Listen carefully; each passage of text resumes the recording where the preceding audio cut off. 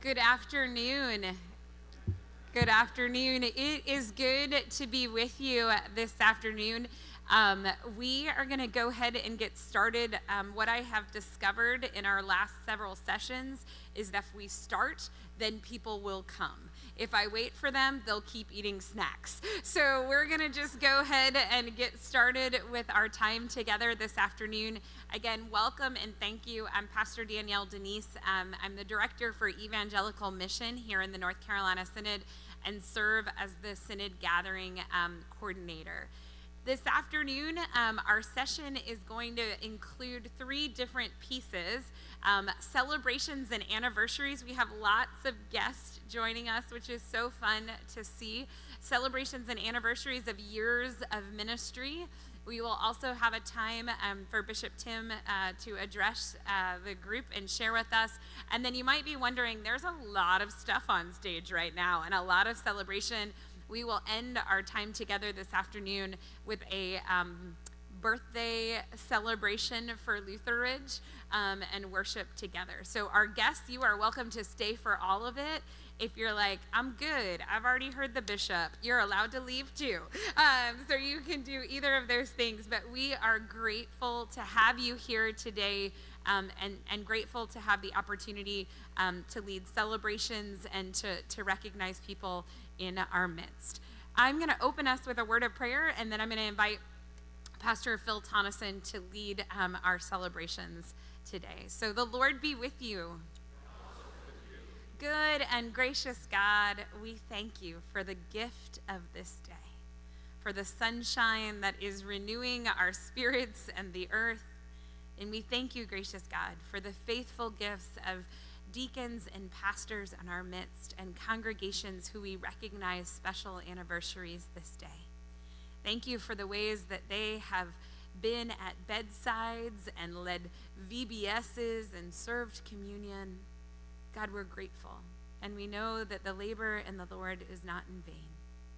This day, gracious God, we pray that our hearts would be stirred, that we would be encouraged in our spirits and fed. Lord, we love you and we honor you and we give you the gift of this time. It's in the name of Jesus Christ we pray. Amen. Pastor Phil.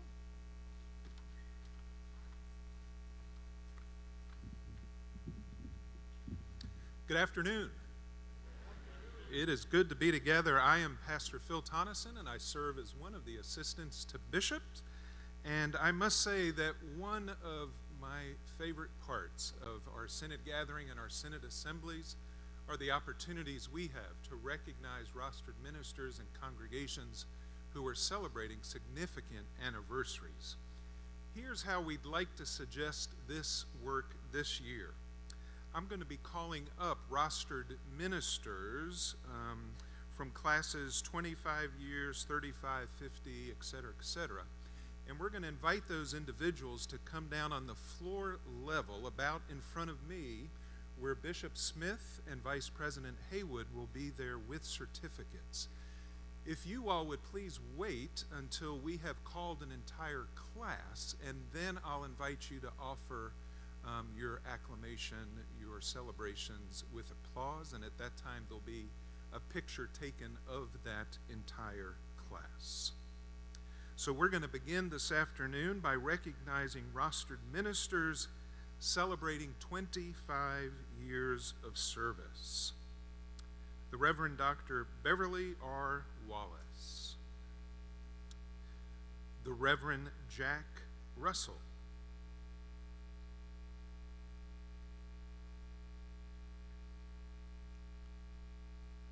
the Reverend James E. Lawrence, the Reverend Jeffrey W. Lindsay,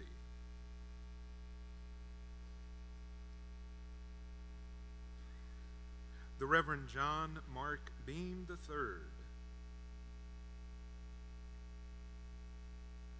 the Reverend Sarah R. Ilderton,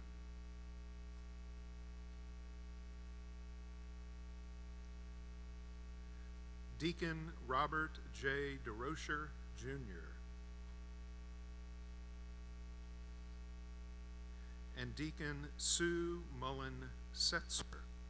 Now let me say just a word about Sue. I could say lots of words about Sue because she's been such a mentor to me through the years. But as a church body, we've been trying to figure out for years what to do and what to call rostered lay folks. Sue shares with me she's actually been on 4 rosters.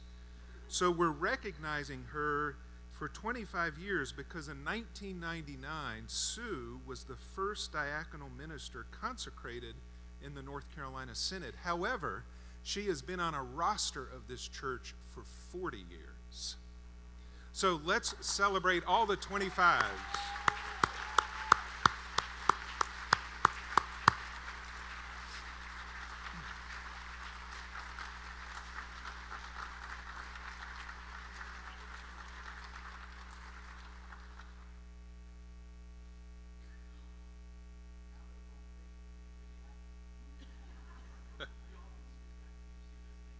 Thank you all for your 25 years of faithful ministry, and Sue for 40 years of faithful ministry.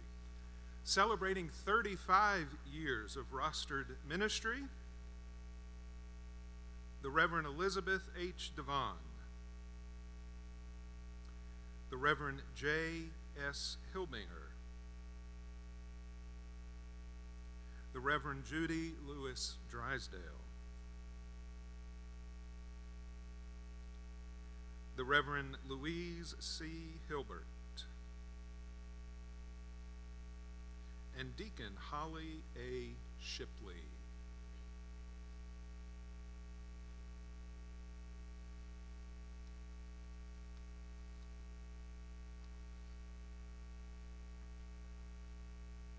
Thank you, colleagues, for 35 years of faithful ministry.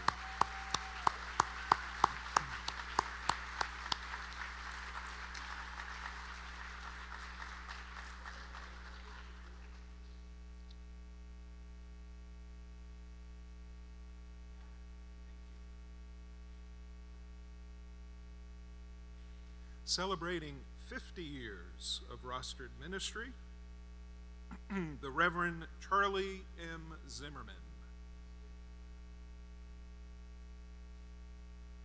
the Reverend Dwight D. Shelloway. I spoke with Dwight a week or so ago, and he shared with me that they had a family trip that's been planned for several months, so he was not able to be with us today. The Reverend Gary A. Vogelpool,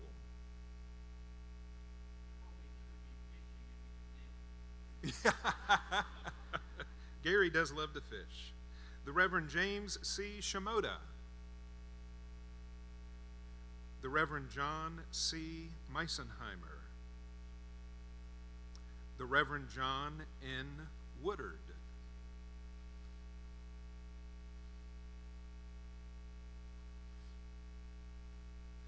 the Reverend Johnny C. Cozart. There were a lot of Johns in that class. The Reverend Robert H. Schaffner, and Deacon Carl W. Kynard, Jr. 50 years of ministry. Thank you.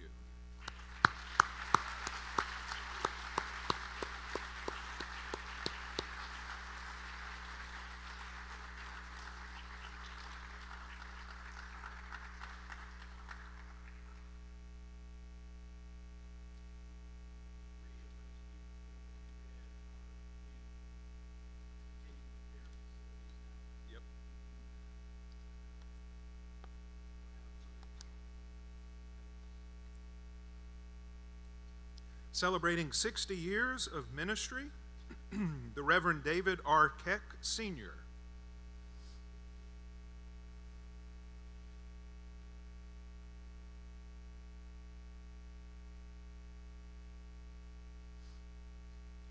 The Reverend Ed Harper, Jr.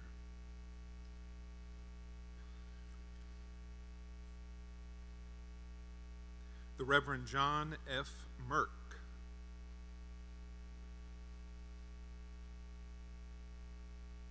the Reverend John P. Weinbach, the Reverend Kenneth Tonneson,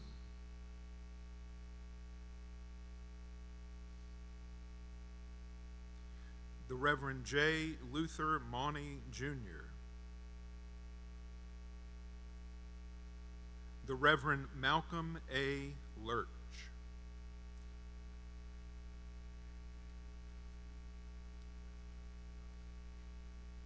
and the Reverend Milbert E. Kurtz.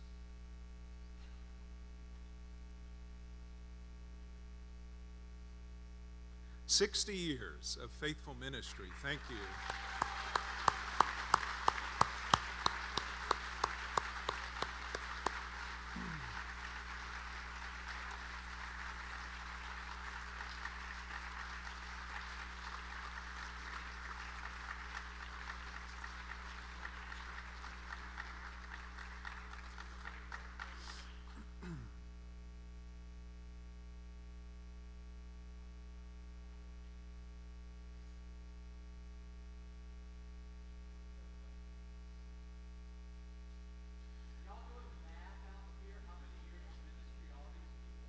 Amen.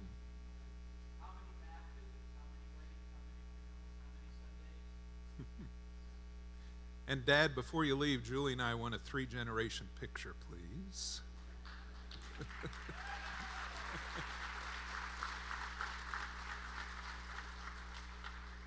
Celebrating 65 years of rostered ministry. I know at least one of these folks is here. Maybe there are others. The Reverend C. Henry Rendelman. Is Henry here? The Reverend Donald R. Deal. I spoke with Don's son Alan last night, and Alan said that his father Don would not be able to make it today, but that Don and his wife Nancy greet you and thank you for your partnership. The Reverend Douglas W. Johnson. The Reverend J. Harbinson Sr. Jay is here. Come on down, Jay. And the Reverend Dr. Terry E. Edwards. Jay, you are the lone rep of 65 years.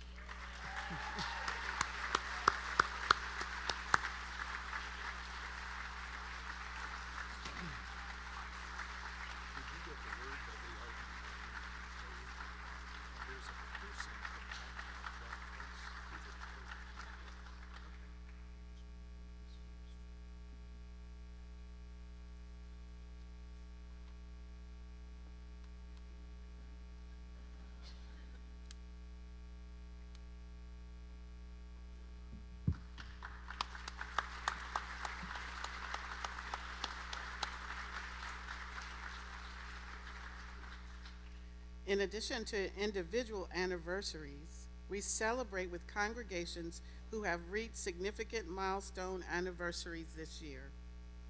Celebrating 25 years, and we hope that you come on down, Good Shepherd, Elizabeth City.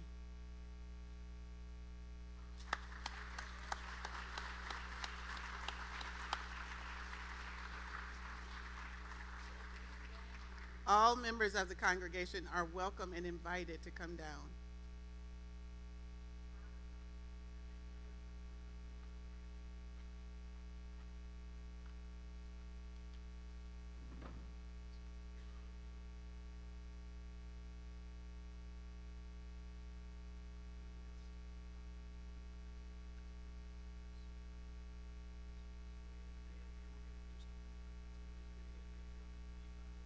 Yes. There's only one. This is it for That's the it. 25s. Yes.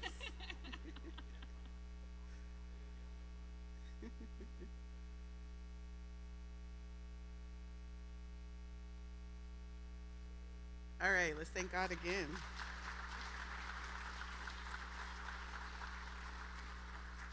Now celebrating 50 years, and for this category, we too only have one congregation, Shepherd of the Hills in Silva.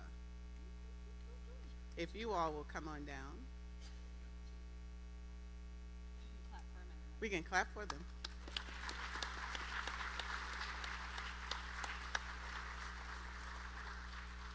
We have two congregations celebrating 75 years, St. Andrew in New Bern and Advent in Spindale, who happens to have a charter member here, Jack Hertz. Hutz. Thank you.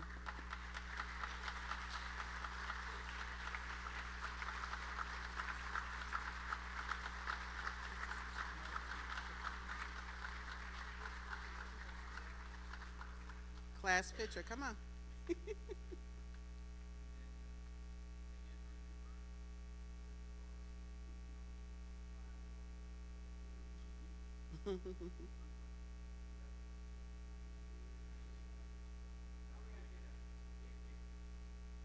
All right.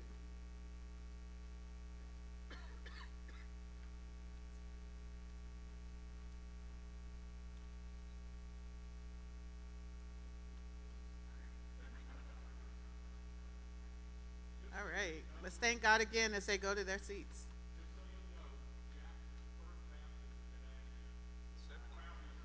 All right. Jack was the first baptism at Advent, and he's still with them.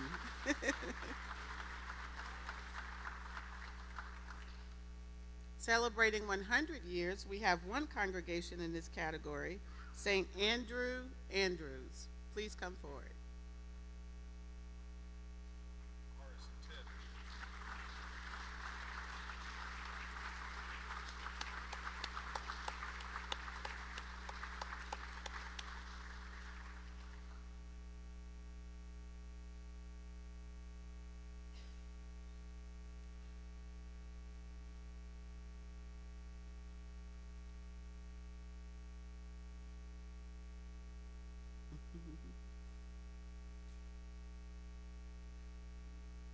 Do a class picture.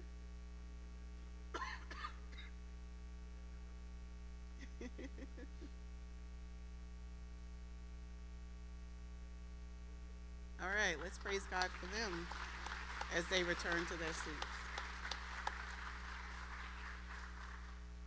Now celebrating 125 years, we have two congregations, Haven in Salisbury and St. Luke in Conover. If you could come to the front. I want y'all to come down here like you're on The Price is Right.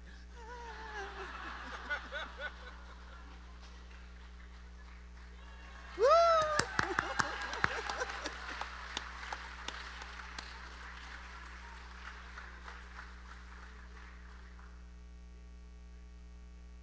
Awesome.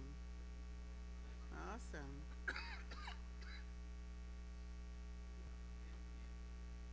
Awesome. All right, class picture.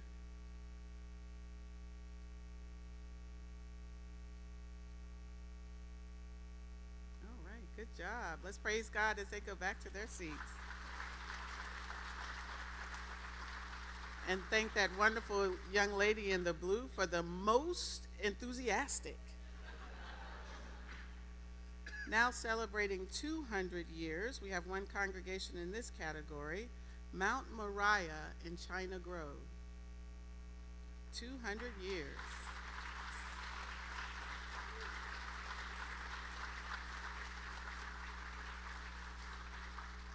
We thank God for their continued ministry. Now celebrating 250 years, we have one congregation, and that's Daniels in Lincolnton. Come on down.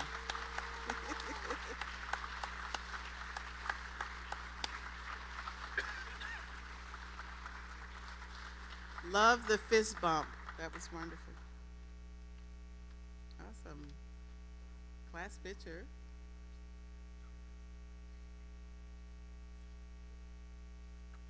And let's thank God for them while they return to their seats.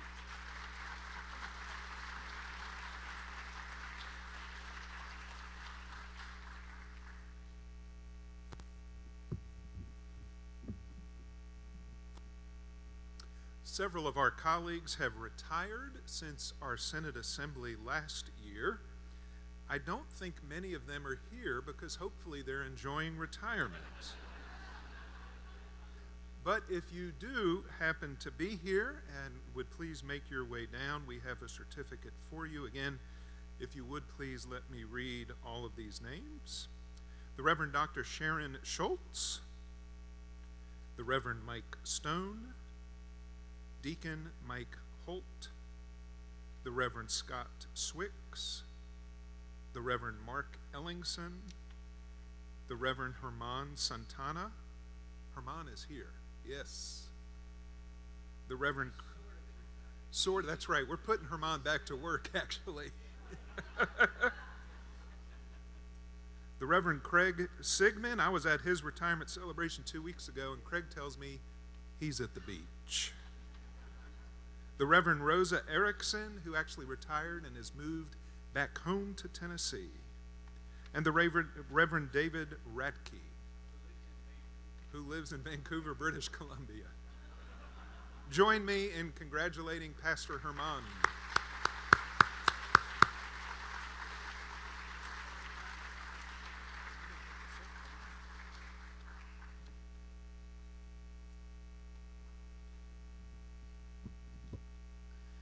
Lastly, we want to welcome all rostered ministers who are new to the North Carolina Synod since our Synod Assembly in 2023. So in the past year, if you are new to the Synod, first call, serving, or transferred, we invite you to come forward and to introduce yourself. Right now, we mean it.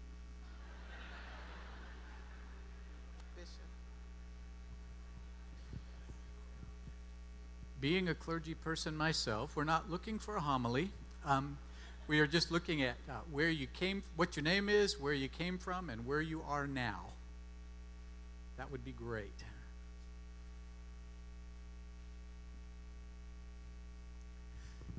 Why don't you go ahead and start, Adam? I'm Adam Buff. I'm at Holy Trinity in Raleigh, and I came from the Florida Bahamas Synod. My name is Josh Copeland. Been here my whole life, but just recently moved from Virginia back and I'm at Grace in Salisbury. My name is Matt Hansen. I am from Andrews, North Carolina, and I'm heading to St. John's in Concord next week. I'm Niall Sandine. I'm coming down from the La Crosse area Synod and now serving at Holy Trinity in Mount Pleasant. I'm Natalie Cook. I'm at Grace Lutheran in Raleigh, and I come from the South Carolina Synod. I'm Tom Beers at Bethpage Lincolnton and came here from North Texas, North Louisiana Synod. Let's give it up to God for having these wonderful people join our Synod.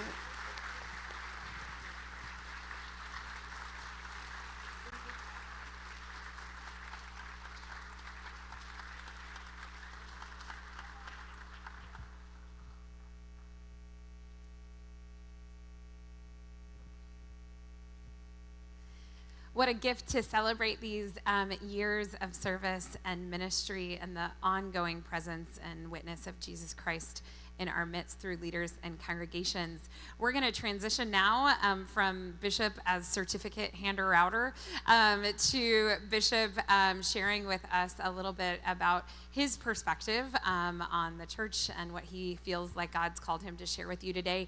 If you are a guest, you are welcome to stay. We'd love for you to join us, and then we'll follow up with worship.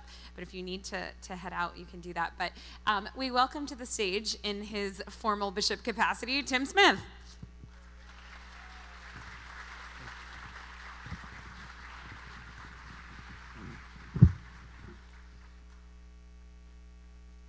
Right.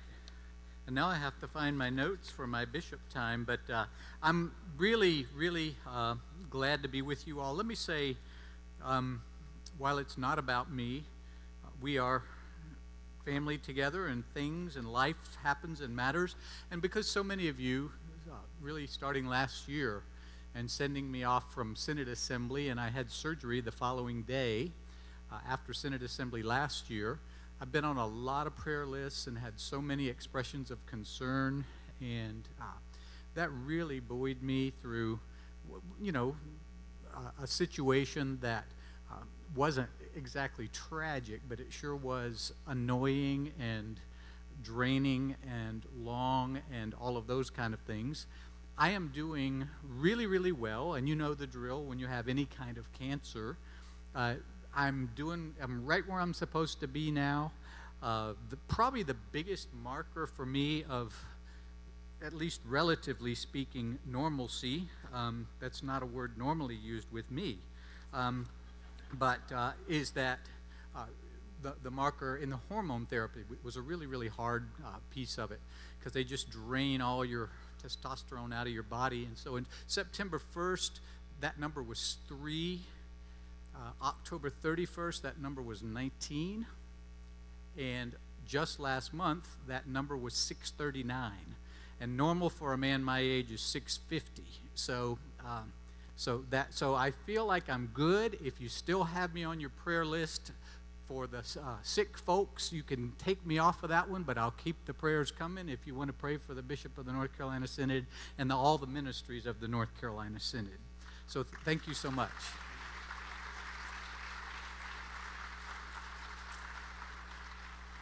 I told Pastor Danielle we have to find a picture of a chess piece, because the kid in the children's message that for real told me I could only move diagonally. So that's what a bishop does. Next slide, please. Let's see. Yeah, a lot of people probably saw this on social media, but this was just a couple weekends ago. Those are all 6 of our grandchildren. It's the first time we've all been together at the same time with 3 medical professionals and 2 clergy people. Weekends are not really existent, and a lot of you clergy people understand that, and other people too who work different kinds of schedules. But that's really the joy, and that is my avocation. People ask me what my hobby is. I'm going to have to find a new one when they get older and don't want to talk to me anymore. But for right now, you're looking at it. And my wonderful wife, Wendy, if you don't know her, she is a gem. She's every place I've ever left, and I trust it'll be the same when my term is up as bishop, folks have been like, oh, well, but can Wendy stay? And that's the true story. Next slide, please. This is nothing official by any stretch whatsoever, but let me tell you what this is. This is what happens when you ask ChatGPT, artificial intelligence, just randomly, list priorities of the North Carolina Synod that the bishop ought to share with the Synod as they gather. And this is what they came up with. And really, I'm not going to read through the whole thing, but it's not so far off, which means they're just scouring online anything that refers to any of those words that I said, and here's what they came up with. I've also, as probably some of you have done, tried write a sermon for such and such congregation for the second Sunday after Pentecost, year B.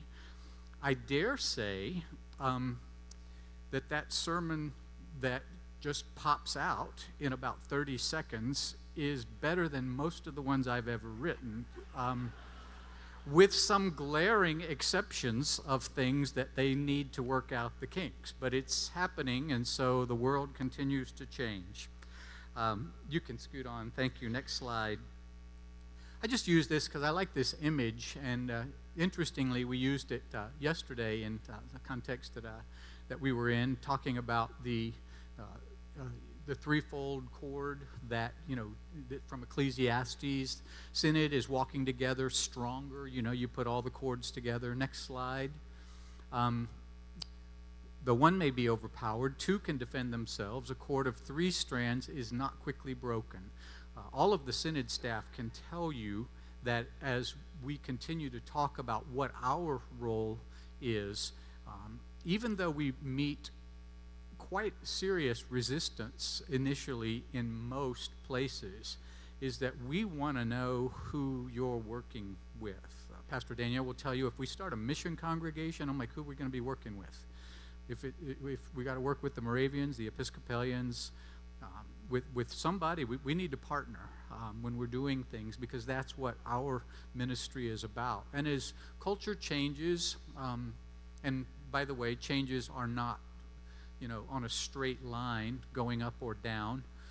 It's more of a wave pattern. If you study history, it's one of the good things we learn about history, and we're in a more moving toward a trough period. in numbers and so on and so forth, and our way forward in so many places. We know it's expensive to have a clergy person and to provide insurance and all of those things and synod guidelines. And I know that there was another time in the North Carolina Synod when the actual mantra of the synod president was, a Lutheran church on every corner. So we just need to be working together and doing things together, whether that's sharing a clergy person, sharing a musician, doing all sorts of things. We'll talk about that a little bit more, but the whole thing about working and walking together is our strength, and we've talked about that. Dr. Augustine talked about that a lot yesterday. Next slide, please. There have been several staff changes, and while for the first almost 6 years that I was working here, the only really major change was 2 years in, which I knew about because there were going to be 3 retirements, and there were, and so we made a change then. But then for the next 4 years, we really didn't have any changes. Ever since then, just like in congregations, including, is it coincidental that it was during the pandemic, and ever since, we've had several staff changes. And we really want to lift up and say thank you to those who moved to a different reality. Pastor Sarah Ilderton, in August last year, left to become the pastor of Living Savior in Charlotte. They absolutely adore her, and every now and then I'll send her a text so she can roll her eyes. And so next slide, please. And Diane Ryan, North Carolina Lutheran Synod. If anybody has ever called, my colleagues, my bishop colleagues from Wisconsin and places like that used to call, and just to hear her answer the phone and to talk with her because she's so personable, and became quite the storyteller in the last few years of her time with us, and even preached, if you'll recall, one time with us. So Diane was there for a long time, and we miss her, but we've got really good people who came. We'll get to that in a moment. Pastor Cassie Overcash, this is, she began with us in September of 2023, doing some of the things that Pastor Sarah Ilderton had been doing, including boundaries and misconduct response, but also much more involved in call process and some of the youth ministry and events kind of thing in that regard. So we're just very grateful to have Pastor Cassie. Next slide, please. And Jenny Ramos, she's still technically Jenny Spearin, worked in the South Carolina Synod office, eventually as the executive assistant to the bishop there for 19 years. And so thoroughly, where do you think you're going to find somebody to step in an administrative thing with this unique skill set and constitutional requirement of rostering and supplies and all of the things? Well, she moved to North Carolina because she's getting married, and then we found out about her, and we were so blessed that she said yes. So she is probably the one that most of you will encounter most frequently when you're dealing with interim contracts or supply preaching arrangements. And there are a lot every week, and it's always shifting and changing. 30 to 40 sometimes. I mean, it's a lot on a weekly basis. Next slide, please. Deacon Wendy Roberts, part-time on the Synod staff with responsibilities in candidacy. Deacon Wendy was already on candidacy for several years and already knew that particular world as well, and is just an amazing person. Candidacy is moving toward including advanced lay ministries, and I mean moving toward on a church-wide ELCA basis, lay preachers and SAMs, that will be officially part of the candidacy process. And the new candidacy manual is being worked on even as we speak, and will change things relatively significantly. What many of you clergy have gone through as candidacy process won't be the same process. It will be somewhat shorter, and we hope smoother, I think, is but we're, yeah, right. We're still waiting to hear what the church-wide task force, but next slide, please. Before we talk actually about the Bishop Challenge, and while I'm on the topic of staff, it continues to be the case, and every time somebody leaves, we grieve like that's just what happens, and we think, oh well. And then it's amazing how God sends us the right people. So we've got great new people, but we've got people who've been there more than 25 years still, at least one, and who was talking to you a while ago. And so if I know they're not all in here because they're out working really, really hard, and by the way, they have Monday and Tuesday off because a lot of these people are normal Monday through Friday folks, and they are here all day, every day since Wednesday, and we'll be cleaning up late tomorrow evening here, and so the Synod office will be closed Monday and Tuesday. But I love these people, and with the Synod staff who's present here, please stand up, because I want Synod staff. Pastor Danielle, come on out here. Pastor Phil, Ray and Ruth Ann with the disaster response, Pastor Cassie, Pastor Ray and Ruth Ann. Yeah. And as I say, thank you. A lot of the administrative staff in particular is not in here because they're working all the time that we're in workshops. They're getting snacks out, and they're changing up room numbers and assignments and setting different things and getting things out and getting them prepared. So it's an all hands on deck reality. And also, Pastor Danielle, would you come over here one more time? I'm sorry. I just need to say a special thank you to two individuals. Lexi Barnhill, who is our events coordinator and planner. That's a relatively new position on our staff.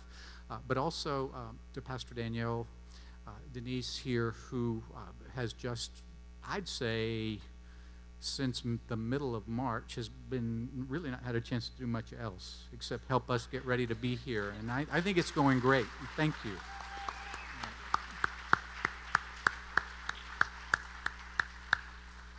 Okay, let me, when we were together 2 years ago here, and I was on this stage, we introduced you to the Bishop's Challenge, which was, we knew that there were going to be quite a number of refugees coming through Lutheran Services Carolinas. And where do they get people who come through Lutheran Services Carolinas? They get them largely through Lutheran Immigration and Refugee Services, but also other organizations. Those folks, and I need to say this because I get more hate mail and phone calls from people who say things like, this was 2 weeks ago, and I'm going to be close to quoting it exactly. You know that nobody vetted those people. We saw them all crowding onto the airplanes in Afghanistan, and they flew them straight over here, and nobody knows a thing about them, and they're all terrorists.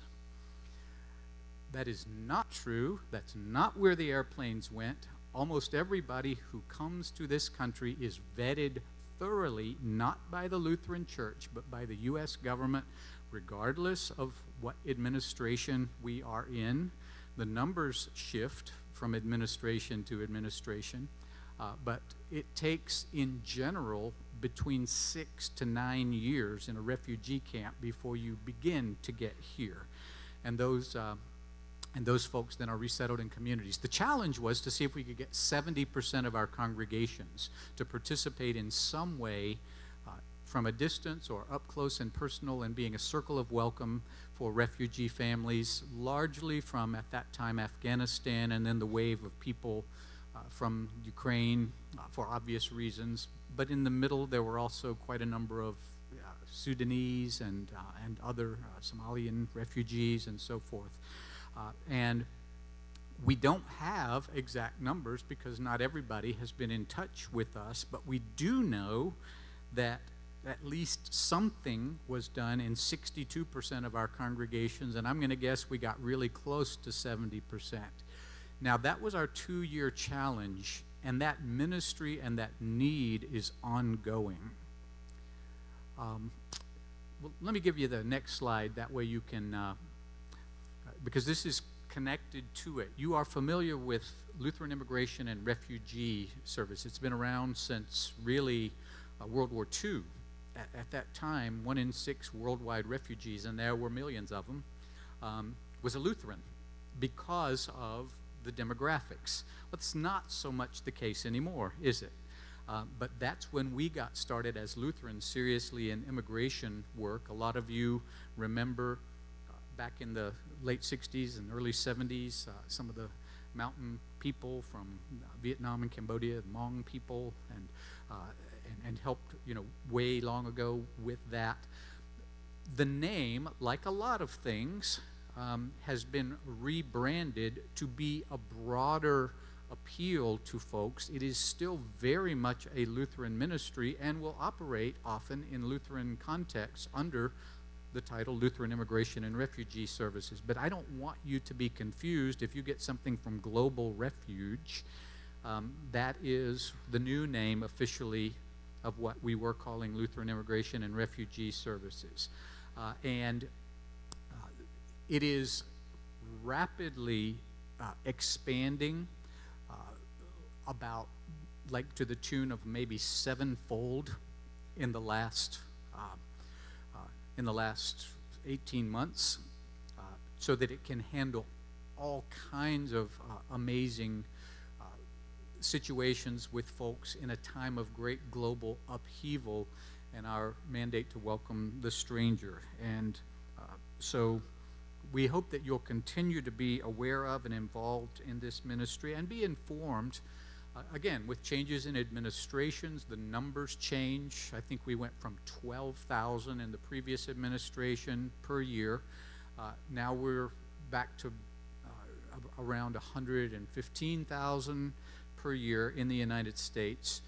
But Global Refuge is, depending on when you ask, either the second or the third largest resettler of refugees nationwide in the United States. It's a big deal, and it happens through you all, because without you all, they don't do this. So thank you so very much for your participation. Give yourself a hand.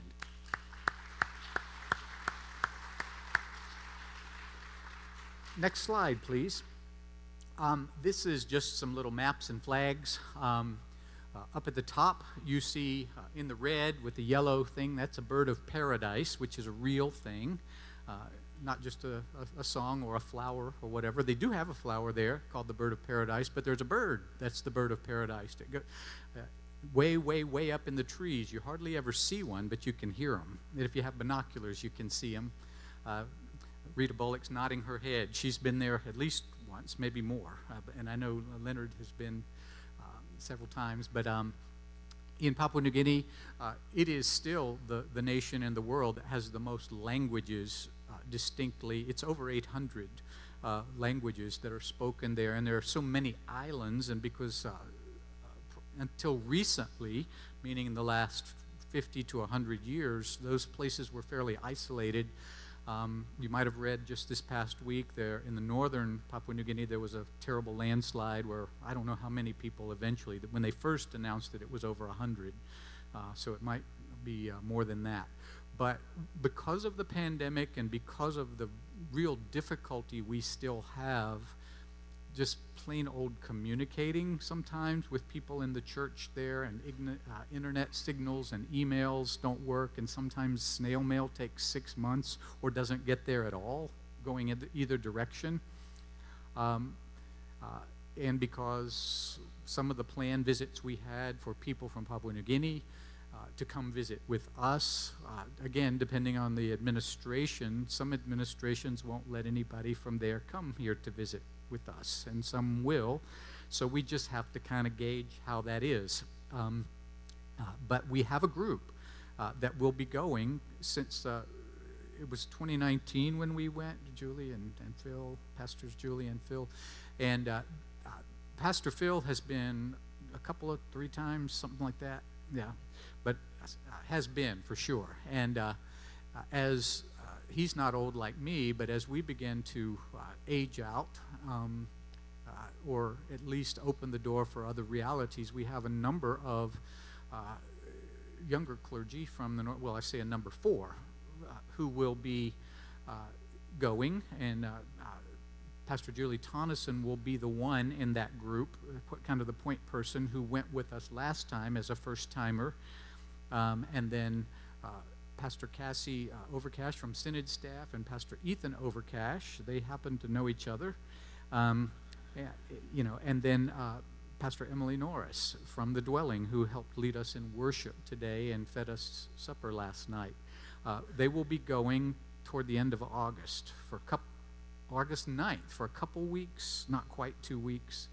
Yeah, and just so you know, it's also challenging to be in relationship because to go there takes 3 days and 6 airplanes to get there. And so when you get there, you're tired. Or if you're Phil Tonneson, you unfold yourself. So anyway, we're excited about those folks who are going, and our prayers are with you, and thank you for representing the North Carolina Synod and sort of reinitiating again this relationship that will wane, and then we have a push. So blessings for health and strength and joy and relationship with folks there. We'll be eager to hear from you. And then at the bottom, the Lutheran Church in Costa Rica, ILCO, which is Iglesia Luterana Costarricense. What is the O? I don't know.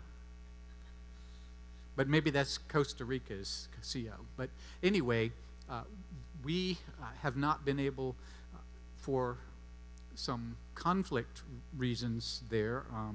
One thing you all don't understand, being from North Carolina, is there are places in the world where there can be conflict within the church. And, we're just so grateful that we don't have it here. But the ELCA has been really quite intentionally working with the church there. They don't have a bishop anymore on purpose because of some things that happened before. They have a president, and then they had an election, and they elected a president who was a layperson, and it wasn't clear if that was okay.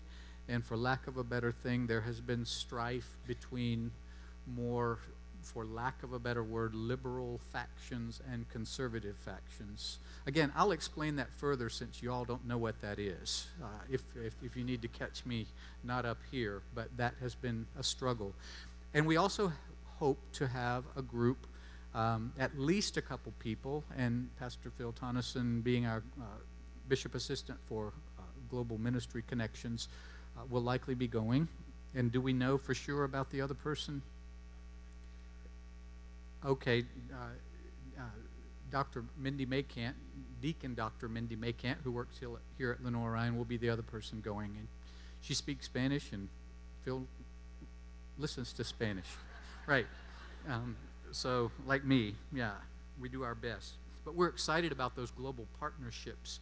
Again, when we're talking partnerships, we don't just mean all of y'all in Lincoln County who get together and do confirmation or whatever it is that you do, or get together and have breakfast or text study, or all of y'all in the Triangle area who do all kinds of things together, all of y'all in Catawba County, or whatever that conference might be. We're talking globally, the partnerships that we share, and it's time to renew those as best we can in a model of accompaniment which the ELCA espouses. Next slide, please. I just want to let you know that we are very aware that, and we'll be telling this story, most of us who are living now for the rest of our lives, about blah, blah, blah, blah, blah. And then there was this pandemic, and how much that has changed and how it has impacted our congregations, our camps, our campus ministries, our helping ministries, social service agencies, so very much. We're excited, and I'll show you a slide in a minute about the youth gathering, which is high schoolers. But our numbers are roughly 35 to 40% of what we had last time there was a youth gathering, because there was supposed to be one, and then the pandemic happened, and it was supposed to happen again, and then the pandemic continued to happen, and it just really, what happens there, right? Because people don't stay in high school forever, and so now you have a whole group of people who don't know what that is, and don't have the momentum and the excitement and the mentors in their youth group to bring them through. We're not giving up by any stretch, just the opposite on middle school and high school youth ministry, and we're excited about going to the gathering. I'll be there. But where we really find most of our congregations are finding themselves needing to start with younger children and families all over again, and we are putting resources and staff time, dollars, and as much as we can into revitalizing that ministry. And again, it's like a broken record, isn't it? Actually, younger people don't know what that means. Yeah. So, again, I'll explain that later. But yes, a huge emphasis that we have revitalizing children's ministry and congregations, and an awareness that a growing number of people come to church with their grandparents. And that adds a little bit of a different dynamic, but we don't. And we're not called to do ministry to Lutheran children. We're called to do Lutheran ministry to children. And so almost every community has children in it. So if we're not doing ministry for people who are in our congregation yet, we have ministry to do with children in our community. And if you need to know more about that, we'll help you, give you some ideas and encouragement and possibly resources. Next slide, please. Yeah, I mentioned the 2024, finally, ELCA Youth Gathering. You know who is putting that all together and is sort of at the, is heading that up as the youth gathering coordinator, Deacon Tammy Jones-West, who for so many years was on our staff. We miss her, but we're so very glad that she's been putting her creative and persistent self into making this event happen in New Orleans in mid-July. And we have all together with the youth and adults and everything, about 17,000 people going, which is exciting. The North Carolina Synod has, I think, 282 youth going, and we have all together with volunteers, maybe some of the young adults, and maybe some of the whole gang is closer to 350, and so we're looking forward to that event. It's too late to register for that, but we really are excited about it. Next slide, please. You heard, I think, yesterday that there's a ministry called Abide within the ELCA, which is a ministry for young adults. What age range do we mean by young adults in the ELCA? Anybody under 65? No, I'm kidding. Which would be me for a few months. No, but in all honesty, we're generally talking between 18 and 35. That's the way that the church-wide office defines that. And Abide has been a very helpful, largely online, but also some other reality ministry for young adults. We also want to prioritize that, particularly for those people who were high schoolers and there was this pandemic, and so they missed the things, because even if they did go to college, their campus ministry wasn't meeting, and so they might just not have had a lot of connection.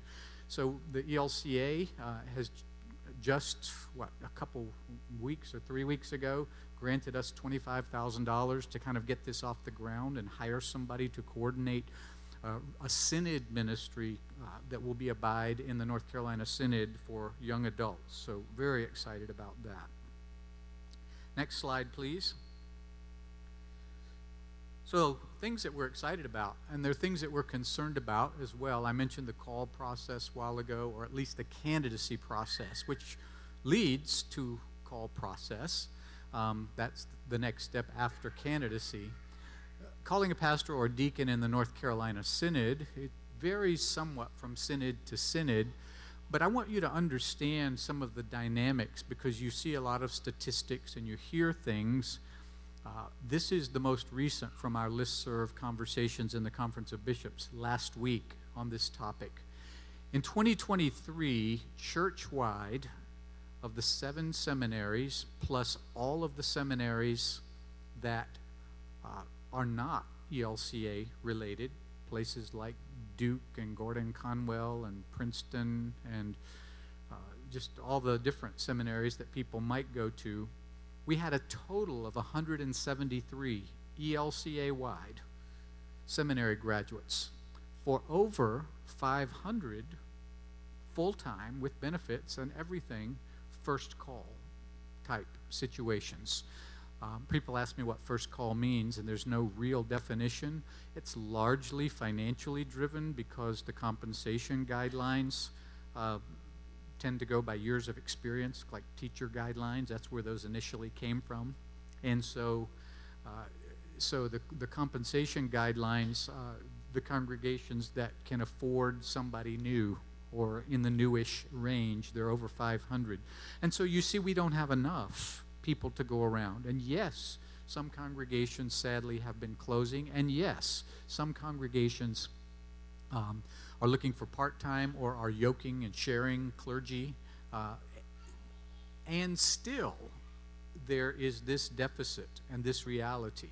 How will we fill those vacancies? How will we fill those pulpits? How will we fill that pastoral care? We had a call just this week on Wednesday when we were trying, or Tuesday when we were trying to get ready frantically to get all the materials here, from a congregation that doesn't have a pastor right now and doesn't have an interim, even though the Constitution says the bishop shall appoint an interim. But how does the bishop appoint an interim when we don't have interims who are willing to do that? So what happens when mama dies? They call the synod office, and we're happy to help, and many of you have been very gracious to say, we'll do that funeral, or we'll go to that council meeting, or if the synod staff can't go. But if you've been wondering if we need more people as clergy, we do. So, we've changed a lot. I've been bishop for 9 years now. I was elected 9 years ago yesterday. And when we first started, the North Carolina Synod had 108 candidates in the candidacy process. Now we have 40. And we have more still than almost all the other synods except 2, I think. So you're doing great, but we were doing really even better, and then there was this pandemic. And when this pandemic came, the feeder systems, you'll be hearing from Lutheridge and Luther Rock in a little bit, but the feeder systems, which have been largely our campus ministries and our camps, didn't have a couple of summers or a couple of years of ministry, and we lost those feeders, at least in the traditional way that they had been meeting before, and the numbers diminished. So this is an encouragement, and also just a word of understanding. I hate to stand up here and make excuses, but I also try to be a truth teller as best I see it. We're doing the best we can, and we will go to bat for you all and help you in any way we can. But sometimes when we tell you we don't have anybody, it's because we don't have anybody. And that leads to the next slide. I was not theologically in favor of this. Synod authorized ministers, if I were the king, which I'm obviously not, I would ordain people to a place. But the ELCA doesn't allow us to ordain to a place. And so we have an option where finally my arrogance was overcome by my lack of being able to go to sleep because people not receiving the sacrament because I won't let them have somebody. Can't do that. I can't do that. So we have to have lay preachers, and we're so grateful for the gifted lay preachers and Synod authorized ministers who have been already in training. A lay preacher preaches. A Synod authorized minister is only a Synod authorized minister for a specified time appointment in a specified place. It does not commute to a different place. Like being a clergy person, you're a clergy person here, you're a clergy person there. If you're a SAM, you're just the SAM in the congregation where you were appointed. We could not fill the pulpits in the North Carolina Synod without lay preachers and SAMs. And so we are immensely grateful for this group of people, some of whom are continuing to work full-time in other things, who are dedicated to the life of the church, who go through, while not a long seminary education, but a fairly rigorous process of intensives to prepare for some of the very basic kind of things toward preaching, or if one becomes a SAM, then pastoral care and communion and worship leadership and so on and so forth. If you are a lay preacher or a SAM or in the training for one of those programs, would you stand up?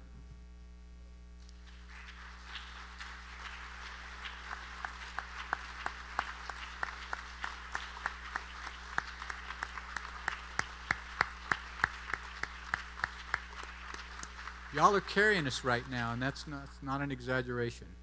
Y'all are getting us through. It's not any reflection, and I do understand, because some clergy have told me, well, that's not fair. They get to go do that. And I said, I have to go to sleep at night. That's it. All right. So people need the word, and they need the sacrament, and in 3 years, the next bishop can figure it out. But we're gonna do that. Next slide, please. Well, now, why in the world am I showing you a map of Arabic-speaking countries? There are about 20 of them, because a lot of them are tiny.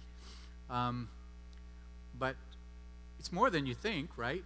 A lot of times we think, oh, yeah, you're talking about Saudi Arabia, or you're talking about Yemen, or you're talking about, this. Well, what about all these African places? What about Sudan and Somalia and Morocco? And, there are a lot of places. What about Libya? What about Syria? About places that we call, the Middle East. What about Palestine? Arabic-speaking people. Which, by the way, Arabic, and I know this is a bit of a piddly point, but I think it's important to be said. Let's be careful with our language when we talk about Semitism and anti-Semitism, because Semitism, a Semite is somebody who speaks Arabic or Hebrew.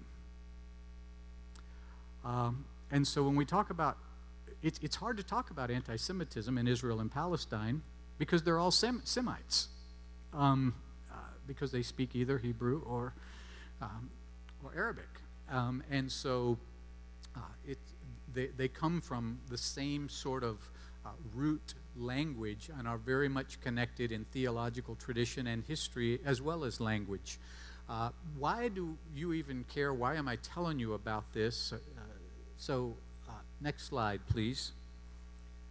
We are announcing now what we found out just last week for sure, that we will have a new Arabic-speaking Mission Start congregation in South Charlotte. St. Francis, we are working on a pastor or priest for that community, that we have a person in mind. Visas to get to this country, candidacy to be in this country, work visas for spouses, almost non-existent and impossible. It is a huge reality. This is not one we saw coming. Pastor Danielle is our director for evangelical mission and therefore oversees all the mission starts. And we got a phone call from the ELCA and said, what are y'all doing about all those Arabic-speaking people in Charlotte? We're like, we have Arabic-speaking people in Charlotte? And they sent some folks here, and we went down to Charlotte with them and visited with a lot of people. We went to grocery stores and restaurants that had Arabic signs on them. I don't speak Arabic, but I went with folks and visited a lot of places. Then we had a mission exploration, which is the way that you do that, where you start getting people together. And then the ELCA said, you know what's happening, and those of you who know South Charlotte, especially the Ballantyne area and so forth, these folks who are in Charlotte now, who are Arabic speaking, are largely people from New York who have now migrated to Charlotte and Ballantyne because it's so much cheaper than New York. But if you live in North Carolina, Ballantyne is really expensive. So it's all relative, isn't it? So we are just excited about being able to announce that. We had already committed to that on our end, but we only do it when we partner.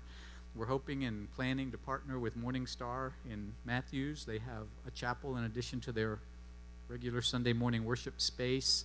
They have a willingness, it seems, and there's a whole bunch of people from Morning Star at this Synod Assembly, many of whom are participating in leadership capacity. So, awesome congregation. I'm getting hand signals from the back how many are here, but it's more than one handful. It's more than this many, right? I can't see you because of the lighting, but anyway, it doesn't really matter. I got you. I'm good. That was not a hand signal of how many people. That was, shut up, Bishop. So I'm getting there. Next slide, please. Lutheran Theological Southern Seminary moving to Hickory. We had a breakfast this morning for folks. This cause of deep grief, a lot of questions we don't know the answer to yet. The good news is, if indeed that move happens in January of 2025, which because of accreditation issues cannot happen sooner than that, it is, while there are many, many benefits to being in a larger community with interdisciplinary options and possibilities, really it's the financial reality. The seminary merged with Lenore Rhine 15 years ago. It was a long time ago, 12 years ago. It's over 10. I can't even remember anymore. But it's been losing about $2 million a year ever since. And that is not sustainable. LTSS this year only has 6 residential students. And that's not entirely because we have fewer seminary students. It's because about 80% of seminary students are all online. And so nobody's in these buildings that need new HVAC and new roofs and all of this stuff and all of this deferred maintenance. More than $30 million. Should we spend $30 million for those 6 students to live there? I don't think so. Maybe you still believe we should. So it's not like, hey, you idiots, this is what we have to do, because it's just deep, deep grief. We know that on the congregational level when something moves or changes or closes, but the seminary is not closing. It's moving here to Hickory. And it'll be the first time that Southern Seminary has been, I believe, in North Carolina. It was in Virginia for a while and several spots in South Carolina. So it hasn't moved in 111 years or so, but it has moved in its almost 200-year history. Next slide, please. Next summer, the ELCA Churchwide Assembly will be here, and I want to make sure I get these in toward the end of my sharing with you. Let me share what's going to be happening. Next slide. We will be in late July and early August electing both a presiding bishop and a secretary. And that's always when there's not somebody up for re-election, and sometimes when there is, quite interesting and time-consuming. And that's a little bit of concern to me because church-wide assemblies used to be like 8 days, and now they're 4.5. So we're going to have a presiding bishop and a secretary. And I talk to the secretary's office way more than the presiding bishop because they're the ones who interpret everything. Next slide. We're also going to be hearing from the Commission for a Renewed Lutheran Church, whose real clear charge was to examine the three purpose statements of the three expressions of this church, to recommend possibly also a constituting convention to redo the ELCA entirely.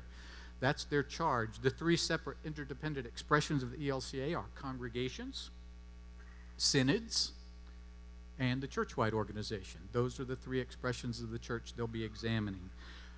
We don't have much on that right now, but they're working hard, and we should be hearing a lot soon from them. Next slide. There's also going to be, which was mandated at the 2022 Churchwide Assembly, a reconsideration of the 2009 Human Sexuality Gift and Trust Social Statement. And it will happen in two phases. Phase one will be the consideration of language, like for instance, in 2009, in most places in the United States, it was not legal for same-gender people to marry one another. Some states it was, but most places it was not. Then in 2015, about 8 days after I was elected bishop here, the Supreme Court said, no, same-gender people can get married anywhere. And so some of the things that need to be cleaned up now is some of that awkward language like lifelong monogamous same-gender relationships, because now we would say marriage or commitment or whatever the language is that someone would say. So that will be happening. The substantial part is the mandate that it be reconsidered like all over again as a social statement. So a committee will be formed. It will take 6 years, so that won't be voted on till the 2028, because it started in 2022, right? It won't be voted on until 2028, and that is the bound conscience clauses that are in there that were the attempt and probably the reality of holding this church together in 2009 that was not of one mind and was split almost down the middle, and was cause for great concern in a lot of places. And so we will just have to see. You will have a new bishop in 2028 when that happens, and pray for the discernment of that group as it's put together and as they come up with recommendations. Next slide, please. The 2022 Assembly also authorized that there be a social statement, takes 6 years, on, first of all, they said church and state. But it's kind of morphed into faith and civic life. But what does politics have to do? I thought Dr. Augustine's presentation was so well timed to this that there's no avoiding politics. There's politics in families. It's just about how decisions that affect people get made. And so in any system, there's politics. But what is the church's approach to that? So, next slide. We're bringing it home. Next slide. They want me to finish and they won't give me my next slide. So somebody's going to be celebrating 75 years next year. Next slide. Well, yes, but no, next slide. I'm sorry. Yes, she will, but that's not who I was talking about. I was talking about Lutheridge. It will be their 75th birthday, and we're so excited about that. It's the Lutheridge 75th Birthday Capital Campaign that we're getting ready to talk to. So allow me to say a special word to you about Lutheridge and Luther Rock and the ministries of Novus Way. The staff of our church camp often tell me that camp is a place where God forms faith and develops leaders and builds community. I believe them. I've seen God at work my whole life in outdoor ministries there and in other places as well. As a parish pastor and as a bishop, I have been and continue to be blessed by experiences at camp. Since my college scholarship involved summer internships that were required, I was never able to be a counselor like my sisters, all three of our children were. But I still figure, even so, without having been there for summers, Between Lutheridge and Luther Rock, I have spent more than 2 entire years of my life on one of those sites. Like many, it was at camp, Lutheridge in my case, where as a child I first became profoundly aware of faith, that while I shared it with my parents, that was my own faith. And I'm sure many of us have those kind of stories about the impact of camp on us, our congregations and others who have been blessed by these holy places. Our camps are a gift to the whole church.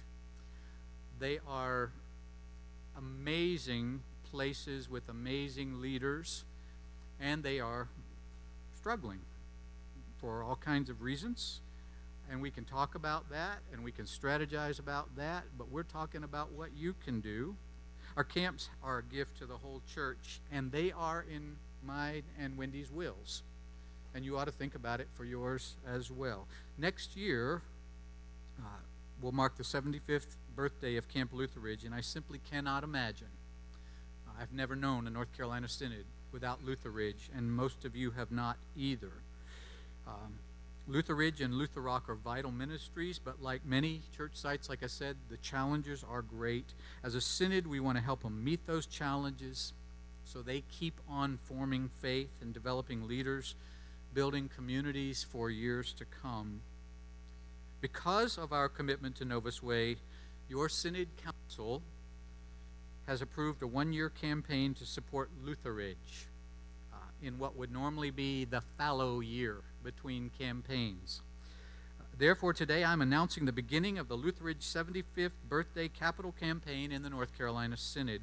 Wendy and I are excited to have already made a pledge, because that accidental slide of that woman said she was going to give $7,500, $100 for every year of her life. She said, you're going to be 65. I need you to give $100 of every year of your life. And I said, okay. And we hope you will join us in supporting this important ministry so it will continue to be a blessing to the whole church. So it's my joy to invite to the stage Pastor Mary and Pastor Tim Caniff-Kuhn, who are chairs of the Lutheridge 75th Birthday Capital Campaign, as well as our camp staffs who are here to tell us more about this effort so all of us can participate and celebrate. As a bishop, I believe I have the privilege now of saying, let's get this party started.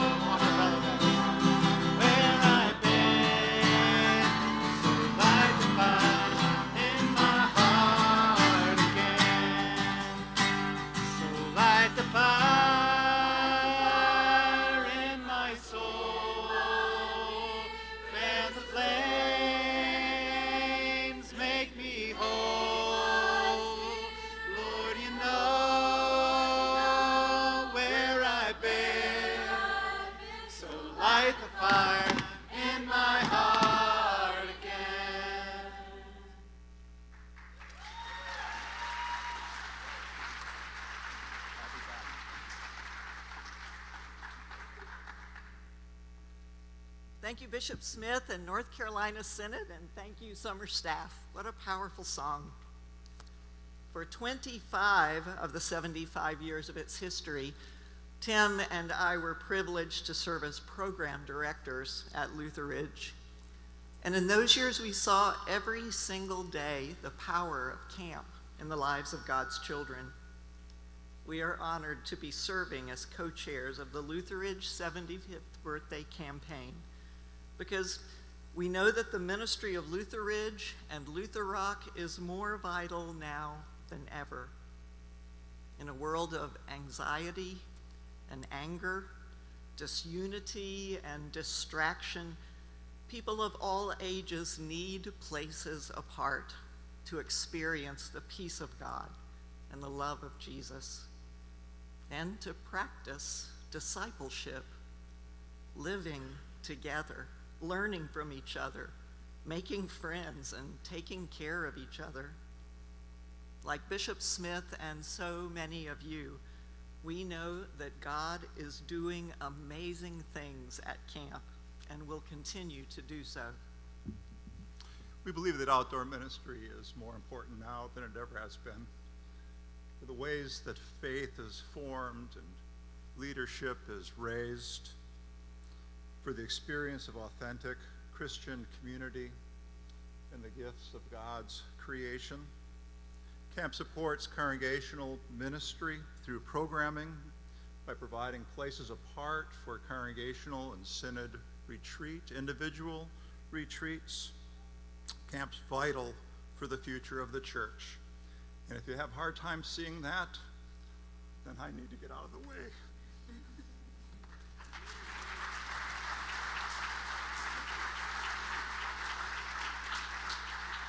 You know, Mary and I had the joy of sending 25 staffs like this into the church and into the world. And during that time, there was more than 200 that went into professional leadership in the church. And many, many, many others made an impact in God's kingdom in their own way. So it's a blessing to see the tradition continue. Now that we are retired and living back at our house at Lutheridge residential area, this Sunday we'll have the joy of sitting on our deck and watching a whole new generation of campers roll into camp. And it's nice to just watch. And of those, 4 will be our own grandchildren. Mary and I were shaped by a camp ministry. We discerned God's call at camp. We discovered gifts and developed gifts that we use throughout our career. We watched our 3 boys become campers and on staff form lifelong relationships and discover and develop their own gifts for service. And now our grandchildren are ready to come. And they're working so hard on the motions to kumbaya. Just, and I can't wait for them to have their own counselor. For us, Lutheridge has been a place where faith has been passed from one generation to another. Of the fastest growing programs at summer camp is Grandparents Camp. Anyone here been to Grandparents Camp? Yeah. Or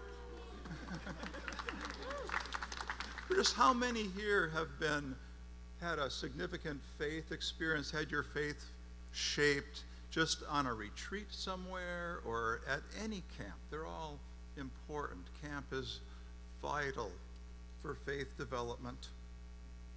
Because passing on the faith is so important, the Lutheridge 75th birthday campaign has a tagline: light a candle, pass the faith. Through this campaign, we light a candle in celebration of 75 years of faithful ministry at Lutheridge, and we look forward to the many years ahead, where the people of God will pass the faith to those who know and long for the love of God. We watched camp change dramatically in our 25 years on staff. When we began in 1994, Summer staff were lining up at the payphone to call home on Saturday and Sunday. And now the invitation to unplug is one of camp's best gifts. And yet the expectation of parents and retreat guests for up-to-date technology is a continuing challenge. By the time we retired, we were working to address so many more individual learning plans and social and emotional needs, so many more allergies and medical challenges, and we were running so many different programs, each with specialized staff and training and equipment. Today, programs continue to change to meet the needs of campers and the expectations of parents and guests. And facilities need to change too. It's just more complicated to care for campers and guests now, and to give them a safe and fun week of camp.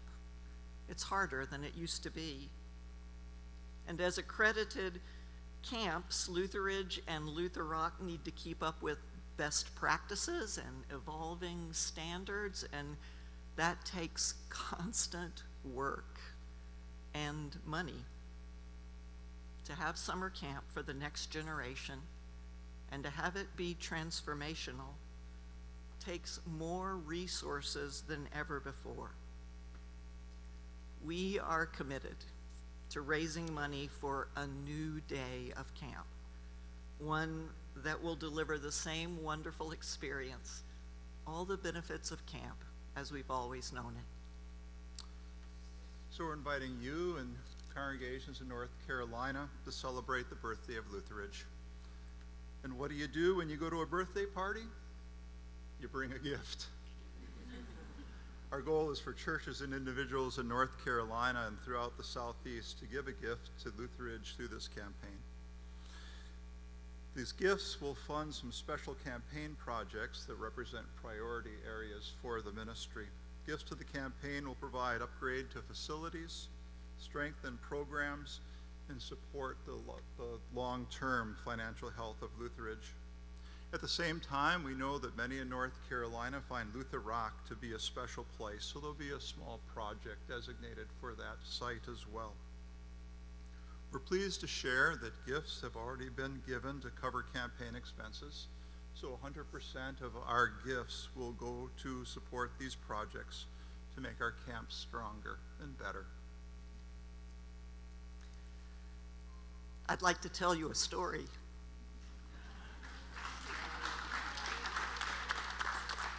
It's a camp story. It's my camp story. I went to Lutheridge for the first time when I was 9 years old. I'd been there so many times before because my older sister and brother were campers, and I went every time we dropped them off, and I could not wait for it to be my turn to be a camper. During the day, I loved camp. Crafts and pool and songs and games. But at night, I was homesick.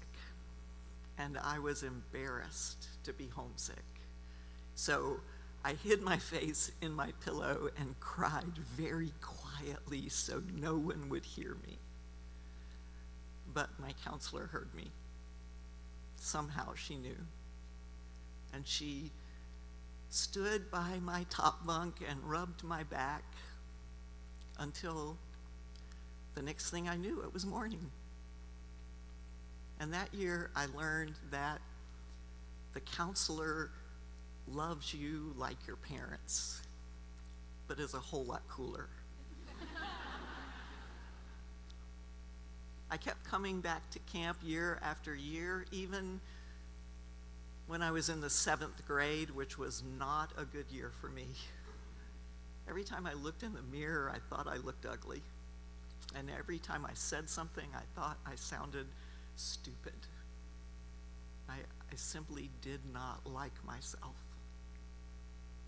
But my counselor that year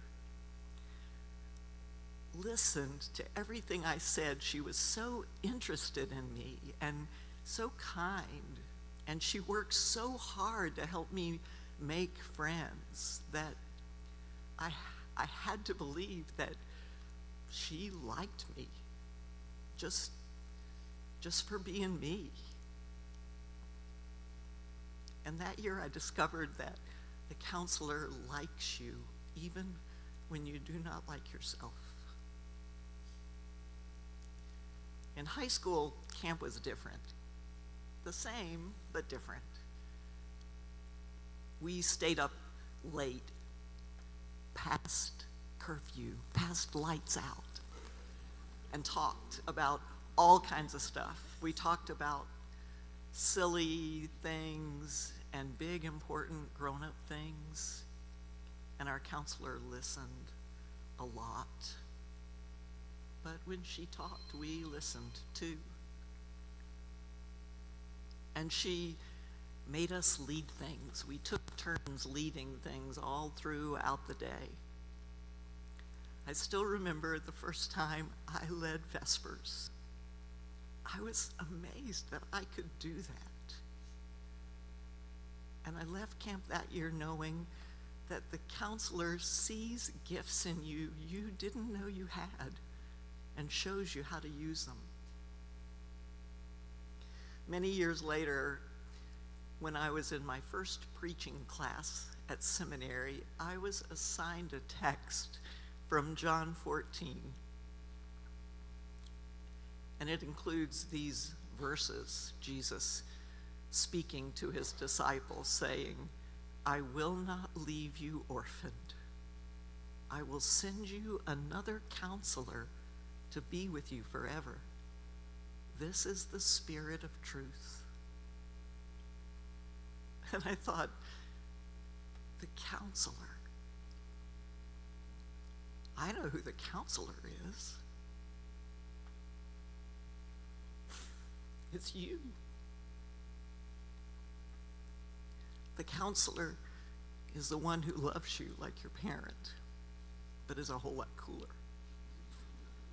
The counselor is the one who likes you even when you do not like yourself. The counselor is the one who sees gifts in you you didn't know you had and shows you how to use them. That is the Holy Spirit. That is the truth. And that's when I began to realize how much Lutheridge had done for me.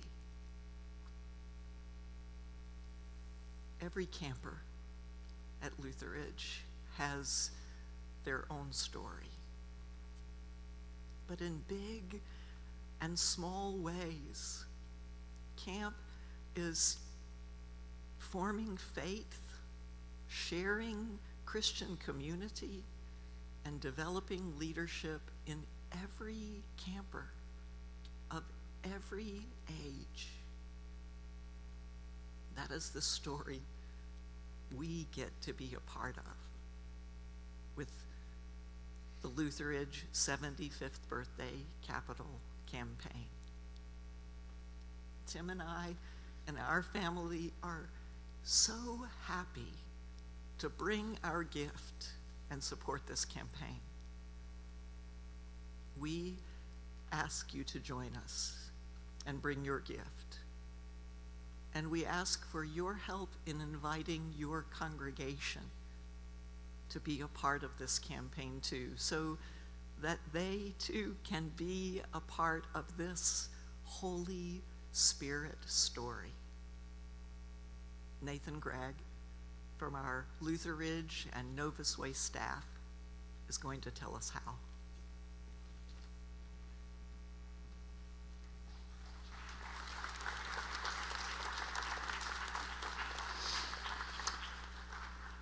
Thank you, Mary and Tim. And thank you, Synod, for lending us your ears and your hearts today. I hope you hear, I hope you feel how this campaign will lead to renewal, vibrancy, and a strong future for Lutheridge. We have set a generous goal for this campaign, a goal that will move us into that future. The goal is $2.5 million. That's $2.5 million to fund forward-focused projects and strengthen the foundation of this amazing ministry. Because people who care about Lutheridge are already hearing about this campaign and catching the vision for what we can accomplish together, I get to share some news about early progress toward our goal. First, I'm excited to share that we received 3 early gifts from people who wanted to give before we even asked them. And those 3 gifts alone totaled $300,000. Second,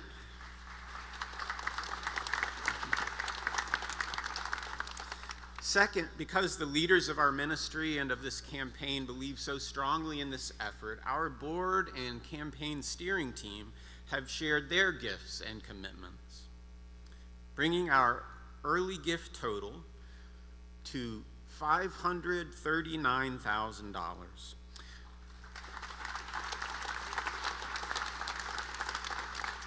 That's $539,000 before Bishop Smith even said, "Let's get this party started."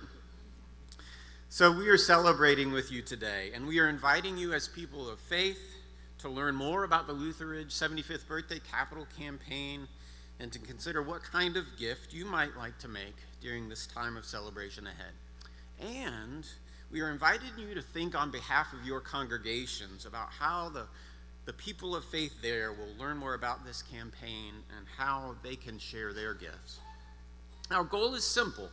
We want everyone who cares about Lutheridge, who is impacted by Lutheridge, or who wants vibrant camp ministry for the church to hear the story of the Lutheridge 75th Birthday Capital Campaign and to respond in a way that brings them joy. To accomplish this goal, we hope that each congregation in the North Carolina Synod, as well as congregations throughout the Southeast, will conduct a 4 to 5 week appeal in the coming months. And we're going to teach you how to do that appeal. We're going to give you all the resources you will need to share this story, and we will walk with you every step of the way. In fact, we have a wonderful team of volunteers that has agreed to work with you and with your congregations, and I want to recognize them now. Pastor Melody Simpkins and Pastor John Futterer will chair our congregation gifts team, and I'd invite them to stand along with all the members of the congregation's gifts team who are here today. Let's thank them for the work that they will be about.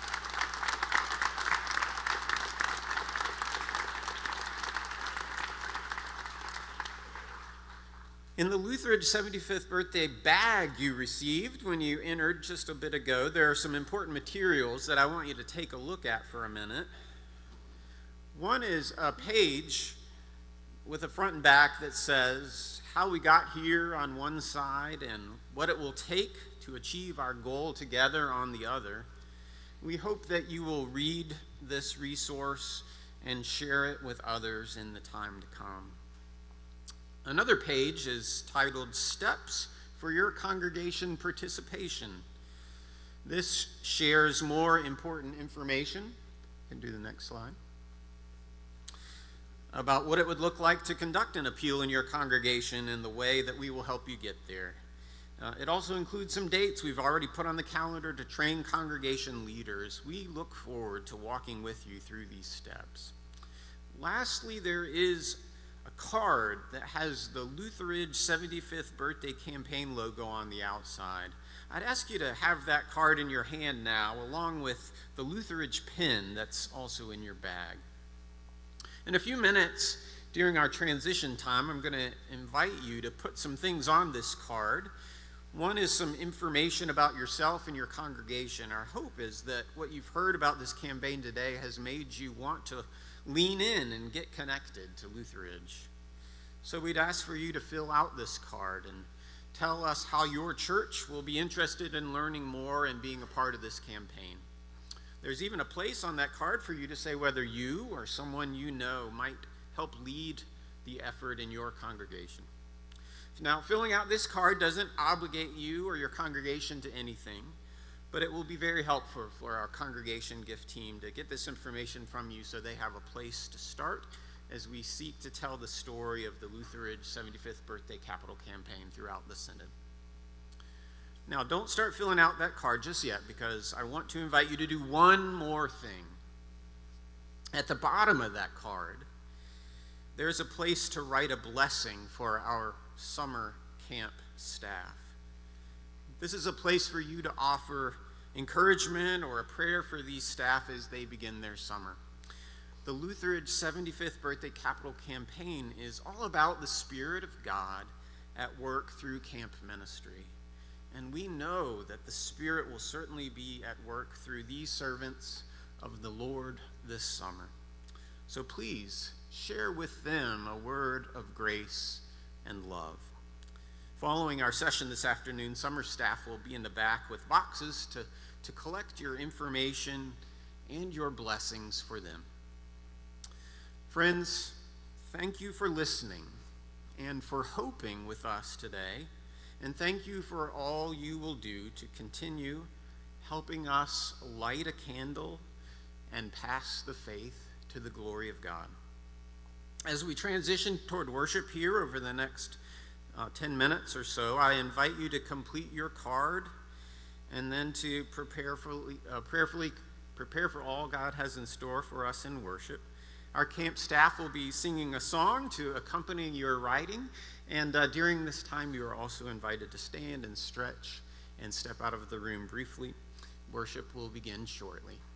Thank you very much.